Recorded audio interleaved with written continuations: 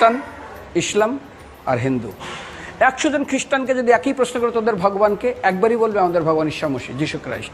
মুসলমানকে জিজ্ঞাসা করবে 3 থেকে 5 মানে মৃত্যুর আগে পর্যন্ত, যাকে এই তোদের ভগবানকে, একই উত্তর দেবে, ভাই আমাদের ভগবান হলো আল্লাহ। হিন্দুদেরকে যদি একই প্রশ্ন করা হয়, ভাই তোদের ভগবানকে, কনফিউজ। 100% হিন্দু 100% কনফিউজ, জানে না ভগবানকে। দ্বিতীয়ত, যদি তুমি মুসলমানকে জিজ্ঞাসা হয় তোরা মসজিদে কেন যাচ্ছিস, ওদের শেখানো হয় মসজিদে যেতে হবে নামাজ আদায় করার জন্য। সপ্তাহে ওরা 100% একদিন মসজিদে যাবেই। তুমি যদি খ্রিস্টানদের জিজ্ঞাসা করো তোমরা কেন কোথায় যাবে, কোথায় যাও না, আমাদেরকে একদিন তারা চার্চে যাবে। কেন? ঈশ্বরে প্রার্থনা করার জন্য। ওদের শেখানো হয় জন্মের থেকে, এটা সংস্কার।